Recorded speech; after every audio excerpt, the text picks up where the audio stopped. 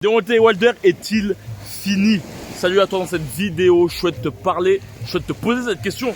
Est-ce que Deontay Wilder est-il fini? Je voudrais te poser une autre question aussi, c'est si tu aurais un adversaire à donner à Deontay Wilder pour qu'il puisse justement remonter la pente, quel adversaire tu lui mettrais en face de lui? Quel combat tu voudrais voir? D'ailleurs, dans cette vidéo, je te donnerai mon avis. Et je souhaite te parler justement de ce combat qui fut vraiment haletant. Bon, franchement, c'est un combat qui a redoré la catégorie des poids lourds. Ça faisait très longtemps qu'on n'avait pas eu l'occasion de voir ce genre de confrontation depuis justement le grand règne des Klitschko, Vitali et Vladimir Klitschko. Ça faisait longtemps justement qu'il n'y avait pas justement une grande possibilité de confrontation avec Tyson Fury qui est champion et Alexander Usyk qui sont eux deux parvenus justement à vaincre Anthony Joshua et Deontay Wilder. On se retrouve justement avec un 4 or qui pourrait encore certainement justement se confronter. Pourquoi pas justement faire une sorte de tournoi en permettant justement à Deontay Wilder et Joshua de se confronter l'un à l'autre, et justement Alexander Usyk face à Tyson Fury. Ça pourrait justement par la suite faire une demi-finale vers une finale, et pourquoi pas justement un quatrième combat entre Deontay Wilder et Tyson Fury. Et en fait, en parlant de ce combat, j'ai trouvé une chose qui est que j'ai trouvé très respectable, même si un bon nombre de personnes n'ont pas kiffé ça. C'est à la fin du combat, j'ai trouvé la chose, comment dire, la situation assez saine. À la fin du combat,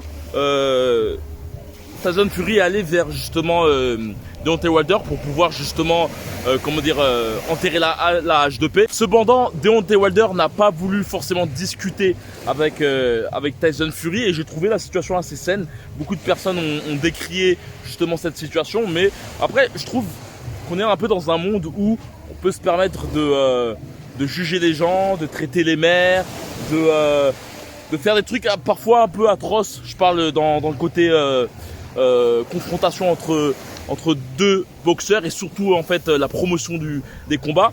Et puis après en fait comme dans une caméra cachée, dire ah oui c'est fini, vas-y on s'en lasse. Et parfois c'est assez sain en fait de vouloir dire à la personne qu'on souhaite pas, qu'on respecte pas forcément, qu'on s'est confronté avec cette personne de façon honorable, mais que ça reste un ennemi quoi, en sachant que il y a eu une grosse polémique par rapport aux gants. D'ailleurs, il y a eu cette polémique encore avant le combat de cette trilogie. Et c'est vrai que ça reste plus ou moins obscur ce cas de... Bon, je ne vais pas rentrer dans cette polémique, mais en tout cas, pour cette troisième confrontation, les deux ont fait un combat magnifique.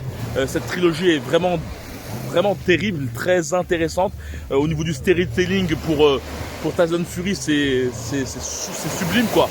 Partir d'une dépression pendant X temps et revenir sur le haut de la scène, remporter 3 fois, même si le premier fut justement un match nul. Moi j'ai considéré ce premier combat comme une grande victoire de la part de Tyson Fury. Et sinon, pour parler de Deontay Wilder, d'ailleurs dis-moi dans les commentaires si pour toi justement c'est un peu fini pour lui, ou s'il peut justement remonter la pente et devenir champion du monde à nouveau. Pour moi, pour ma part, ce genre de défaite qu'il a pu avoir, c'est très terrible au niveau physiologique, car au bout du compte, j'aime bien le dire que le cerveau est un peu comme un disjoncteur, et si tu te prends une quantité de KO, et ben ça a des répercussions sur ton cerveau, surtout en poids lourd, et on va dire que ta capacité à encaisser par la suite amoindrit avec le temps. Néanmoins, il faut pas se leurrer que Deontay Wilder a des grandes capacités physiques, surtout au niveau de son punch, et il a prouvé justement durant ce combat. Il a justement mis Tyson Fury 2 fois à terre. Tyson Fury les deux ont montré leurs couilles, vraiment les deux ont montré leurs couilles durant ce combat. Et personnellement, je vois bien s'il y avait une confrontation avec Anthony Joshua, je vois bien Deontay Wilder battre Anthony Joshua pour ma part. Et je pense que cette défaite, j'aimerais bien avoir ton avis, je pense que cette défaite réellement n'a pas forcément cassé justement l'aura de Deontay Wilder, bien au contraire. D'ailleurs, à la conférence de presse d'après-combat. Je crois bien que Tyson Fury a déclaré que tu es devenu célèbre grâce à moi. Personnellement, je pense que les deux, un combat se ne fait pas tout seul, un combat se fait à deux. Et justement, les deux ont prouvé justement qu'ils étaient des guerriers. Et cette trilogie a clairement cette trilogie justement a fait grandir les deux. On peut le voir par exemple avec des combats entre Mickey Ward et Arturo Gatti. C'est justement ces confrontations qui a permis à ces deux boxeurs de devenir des légendes de la boxe. Pour ma part, je ne vois pas Deontay Wilder fini. Vraiment, je ne le vois pas fini. Néanmoins, je pense que il a fait face à des gros morceaux. Et vraiment, parfois, et pareil pour Anthony Joshua, parfois on en oublie des confrontations. Anthony Joshua a fait face à des boxeurs comme Kubrat Pulev, qui est un excellent boxeur.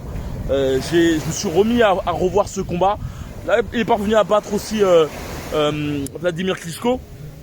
Il en reste vraiment que on peut... Pareil pour Deontay Wilder, qui malgré sa technique qui peut en déplaire à d'autres, ça reste une technique. On en oublie justement ces confrontations contre Luis Ortiz, qui est un très bon combattant.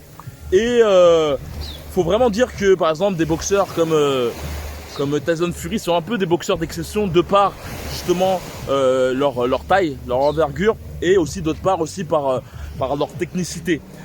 On peut voir que Tyson Fury justement est arrivé sur le ring avec un poids assez important et a abordé justement une technique beaucoup basée sur le pressing, sur l'accrochage, le fait de bien peser pour frapper par la suite. D'ailleurs, le KO qui a été mis était beaucoup basé sur ça, accrochage, on pousse avec l'avant-bras et puis par la suite on met une grosse droite, un bon crochet, une succession de crochets et voilà, c'est vraiment ça que je voulais te dire. D'ailleurs, donne-moi ton avis à ce niveau-là et avant de terminer cette vidéo, tu dois certainement savoir, je prépare un bootcamp qui aura lieu justement en février, le 6 février, comme tu peux voir là actuellement, je suis dans une île près de Rio et ce bootcamp aura lieu à Rio de Janeiro. Suis-moi sur Instagram, tu pourras justement voir le premier bootcamp qui aura lieu justement en octobre, fin octobre, et tu pourras avoir un avis justement sur ce que je fais. Le prochain bootcamp aura lieu le 6 février jusqu'au 13 février. Le but, c'est de te permettre de devenir un meilleur combattant et cela justement en m'ayant justement sur ton dos durant 7 jours, plutôt 8 jours. Le but, c'est vraiment de travailler au niveau de ta mobilité, de ton jeu de jambes, mais aussi de ton corps dans sa totalité pour éviter le plus grand nombre de coups. C'est bien d'attaquer, mais il faut savoir aussi défendre. Et surtout, je vais te mettre en avant ce que j'adore, ce qui est la défense agressive. Et on va dire que c'est un peu similaire à ce que a pu faire des choses qu'on verra, même par rapport à ce qu'a pu faire Tyson Fury face à Deontay Wilder, que je trouve assez similaire au combat contre Bernard Hopkins et Kelly Pavling. Je te conseille de regarder ce combat. En tout cas, ce combat m'a beaucoup appris. Ça permet en fait de pouvoir justement déstabiliser ton adversaire psychologiquement en accrochant, frappant. Et c'est des choses qu'on va voir ensemble. Cette défense agressive, pas forcément basée sur le fait de rentrer dedans sur ton adversaire, mais savoir aussi neutraliser un adversaire qui a cette tendance justement à être très offensif, très agressif. Et avoir justement une défense agressive, c'est le meilleur moyen pour toi de pouvoir le corriger, le punir en ayant cette base justement mobile, que ce soit au niveau de ton corps, mais aussi au niveau de tes appuis qui te permettra justement de faire des contre-attaques rapides. Donc si tu souhaites justement avoir une possibilité d'augmenter ton niveau rapidement en ayant justement une personne derrière ton dos, 8 heures d'entraînement par jour basé uniquement sur la technique, sur la répétition, sur des sparring technico-techniques, sur de la patte d'ours. Il y aura des entraînements individuels, entraînements collectifs. Donc si tu souhaites y participer, c'est dans la description, il y a un premier lien qui te permettra justement de pouvoir avoir plus de renseignements sur ce bootcamp. Par la suite, il suffira simplement que tu lises la totalité de ce bootcamp. Je te conseille aussi de regarder tout au long pour savoir tout ce qu'il y a au niveau de loisirs qu'on va faire. On va faire des randonnées pour pouvoir un peu déconnecter parfois de la boxe et surtout nous unir ensemble. Ça sera aussi une partie cardio pour voir justement Rio en grand. Aussi, il y aura une partie aussi, ça sera plus à la fin, un peu de self-défense, boxe main nue. Si tu dois savoir, j'ai fait un combat à main nue et j'ai pu apprendre justement pendant 1 an des bases de la boxe gréco-romaine. Et c'est ça que je souhaite aussi t'implémenter.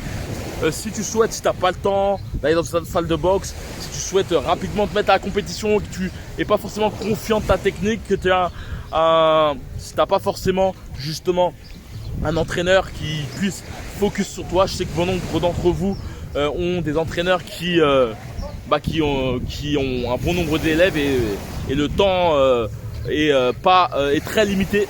Et ça ne leur permet pas forcément de se focus sur des boxeurs novices. En général, ils se focus plus sur des boxeurs ayant une certaine expérience. D'où parfois on peut se sentir un peu délaissé. Donc voilà. Plus d'informations, c'est dans la description, dans le premier lien, il suffit simplement de cliquer. Par la suite, passer un mail et tu auras toute une explication de ce bootcamp. Donc voilà, aussi je voulais te dire, dis-moi ce que tu penses justement de la suite pour Deontay Wilder et comme d'habitude, que la boxe est avec toi. Ciao.